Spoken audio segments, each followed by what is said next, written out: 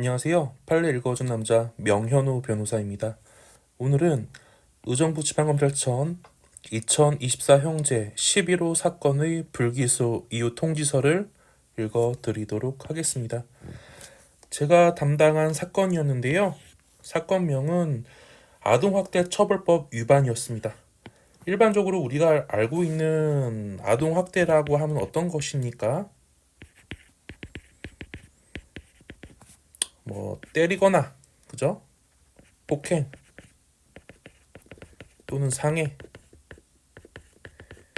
내지는 정말 있어서는 안 되긴 하는데 살해까지 하는 경우가 일반적으로 알고 계신 아동 학대의 유형이긴 한데요. 이 사건은 조금 특이하긴 한데 어린이집 교사로 활동하시는 분이 원아에게 음식을 제공하지 않았다는 이유로 수사기관에서 인지를 하고 검사가 수사를 한 상황인 것입니다. 즉 음식을 줘야 될 의무가 있는 어린이집 교사가 음식을 안 준 행위 자체가 아동학대인지 아닌지가 문제가 되는 것이죠. 아동학대 처벌법상 당연히 해야 될 일을, 당연히 해야 될 행위를 하지 않는 경우에도 유기 내지는 방임으로 간주하여서 학대로 간주하고 있어요. 그렇기 때문에 특정한 직, 학교, 초등학교, 중학교, 고등학교 교사가 되겠죠? 아니면 유치원 교사, 내지는 어린이집 교사가 학생들이나 원아들의 건강과 신체 상해를 입지 않게끔 주의를 해야 될 의무를 하지 않는 경우에 아동학대 처벌법으로 처벌받을 수가 있다 정도 이해를 해주시면 될 것 같은데, 이 사건 같은 경우에는 제가 불기소 유통지라고 말씀을 드렸죠. 네, 처벌받지 않았어요. 어떤 경우에서 형사처벌을 피할 수 있었는지도 같이 설명을 드릴 수 있도록 하겠습니다. 사건 경위부터 먼저 설명을 드리겠습니다. 자, 피해자는 어린이집 보육교사다. 피해 아동이 있죠. 자, 피해자는 2022년 4월 7일부터 5월 11일까지 어린이집 새싹반에 있는 원아에게 총 20차례에 걸쳐 간식과 점심 식사를 제공하지 않았다. 즉, 기본적인 보호를 하지 않았기 때문에 방임 행위에 해당되어서 아동학대 처벌법 위반이기 때문에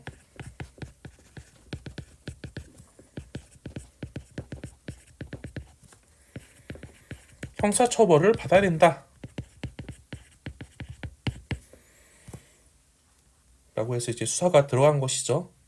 근데 어떤 이유로 이 피의자가 형사처벌을 피할 수 있게 된 것일까요? 저는 이 사건을 수임하면서 피의자가 왜 아동에게 음식이나 간식을 제공하지 않았느냐라고 질의를 했어요. 피의자가 악의적으로 아동학대의 고의를 가지고 원아에게 음식을 내지는 간식을 제공하지 않았다라고 한다면 당연히 형사처벌을 받아야겠죠. 근데 이 피의자, 즉 어린이집 교사에게도 나름의 사정이 있었던 거예요. 첫 번째, 이 피해 아동이 섭식 장애가 있었던 겁니다. 섭식 장애가 뭡니까? 특별한 이유 없이 음식을 거부한 겁니다. 그러니까 심리적으로 제가 의학을 전공하지 않았기 때문에 어떤 이유인지 모르겠는데요. 심리적 정서적으로 특별한 이유를 밝히지 않은 채 음식을 거부하는 거예요. 밥을 먹지 않는다는 것이죠. 이 사실을 부모님들도 알고 있었어요. 그래서 등원할 때 항상 간식을 주셨다고 합니다.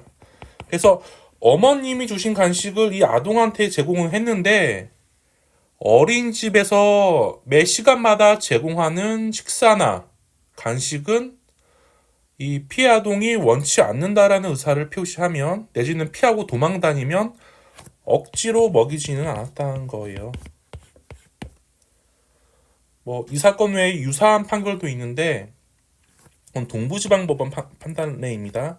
서울 동부지법 본 사항과 유사한데요. 그 피해 아동도 음식을 거부했대요. 스스로. 그래서 음식을 그 어린이집 교사가 주지 않았던 거죠. 이와 관련되어서 법원은 어떻게 판단을 했냐면요. 명시적으로 음식을 거부하는 아이에게 음식을 강제적으로 먹이는 행위 자체가 오히려 학대가 될 수가 있다라는 것이죠. 어떻습니까? 음식을 반복적으로 거부하는 영아는 아니겠죠. 유아겠죠. 유아에게 음식을 먹으라고 계속적으로 강요한다거나 식사 때마다 강제적으로 데리고 와서 음식을 먹이는 행위. 이게 오히려 학대가 될 수 있지 않을까요? 이제 이런 점을 최대한 수사기관에 출석해서 필요하였습니다. 즉, 음식 안 준 행위 인정한다. 다만 원화가 피해 아동이 음식을 거부하는 섭씨 장애가 있었던 것으로 추정이 되고, 그죠?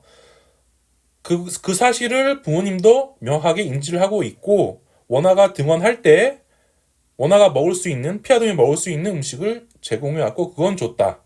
첫 번째 이유가 되는 것이고요. 두 번째로는 이 원화가 어린이집에 등원한 시기가 얼마 안 됐다라는 거예요. 두 번째. 등원을 시작한 시점이 등원 시작 초기였다. 즉, 그 어린이집에 다닌 지 얼마 안 된 유아라는 것이죠. 그래서 환경에 적응하는데 어느 정도 한계가 있었고, 뭐, 아이를 키워본 분들은 다 아시잖아요. 환경이 급변하는 경우에 아이들이 음식을 거부한 경우가 왕왕 있거든요. 그러한 환경에서 아이에게 다시 음식을 먹으라고 강요한다거나 그러면 아이들이 더 적응을 못하는 경우가 있겠죠. 이제 이런 것 때문에 더 적극적으로 음식을 제공 못하였던 것이다. 이 두 가지 점을 강조해서 피의자 신문에 들어갔던 것이고요. 변호인 의견서에도 기재를 하였던 것입니다. 이제 그걸 바탕으로 해서 담당 검사가 기소유예 처분을 내려주긴 했는데요. 기소유예 받기 전에 검사가 이 사건을 가정보호 사건으로 법원에 이송했습니다. 즉, 보호처분 받아라. 이게 정과는 아니지만 어린이집 교사가 향후 어린이집 교사로서 내지는 뭐 직급이 상승되면 어린이집 원장도 될 수 있겠죠. 이 이력이 그대로 남는다라는 거죠.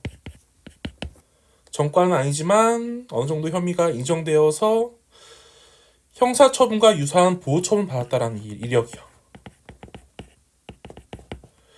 그래서 뭐 보호처분 받는 것도 일반인들에게는 나름 유리한 결과일 수는 있겠으나 어린이집 교사 생활을 계속해야 되는 피의자 입장에서는 불리한 것이었어요. 그래서 이 보호처분을 받으러 법원에 갔는데 심리를 다 하거든요. 무작정 보호처분을 내린 것이 아니라 어떤 경위에서 이 사건을 경험하였는지에 대해서 그리고 그에 대한 의사가 어떤지 출석을 해서 그 피해 아동에게 음식을 주지 않는 사실은 수사 단계 초기부터 다 인정을 하였으나 학대의 고의가 있어서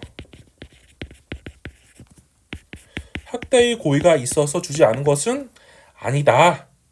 아까 말씀하신 두 가지 사유, 그죠? 섭식장애 그리고 등원 초기였다라는 점을 피력을 하니 판사님도 보호처분 내리기에는 좀 그렇다라고 해서 다시 의정부지검으로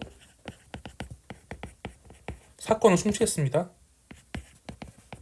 이러한 과정 속에서 사건 담당 검사가 불기소, 기소유예를 한 것이죠.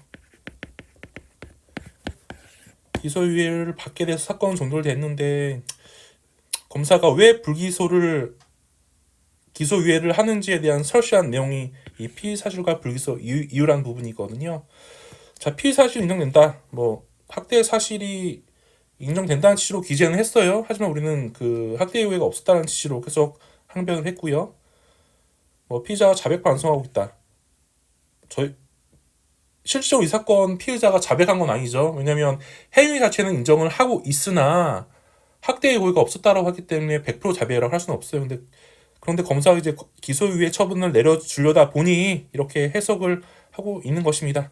자, 피의자는 동종 전력이 없고 원아들에 대한 깊은 애정을 수시로 표현하고 있고 아동 학대 재범 방지 교육에 성실히 임하기로 약속을 하였다. 그리고 피해자의 학대의 정도가 비교적 경미하다. 뭐 때리거나 그죠?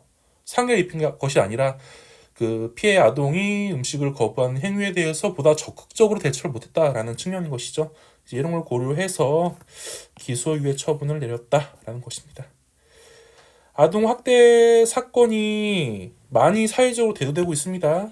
대부분 아동 학대라고 여겨질 만한 행위가 문제가 되어서 아까 말씀드린 폭행, 그죠? 상해, 뭐 살해, 그죠? 이런 것들인데요. 이것 외에도 실무적으로 많은 문제가 아동 학대 범주에 포함되어서 형사 사건화되고 있어요. 수사기관의 사건이 접수되었다는 이유만으로 반드시 유죄가 된다는 건 아니라는 점, 사실관계, 구체적 사실관계를 확인한 후에 적법한 사실적, 법적 항변을 하면 이처럼 검사의 기소유예 처분도 충분히 이끌어낼 수 있다는 점 기억하시고 아동 학대 범주에 포함되어서 수사기관에서 사건을 진행하고 있는 분이라고 한다면 꼼꼼하게 정리를 하고 준비를 하시는 게 필요할 것으로 보입니다. 마치도록 하겠습니다. 감사합니다.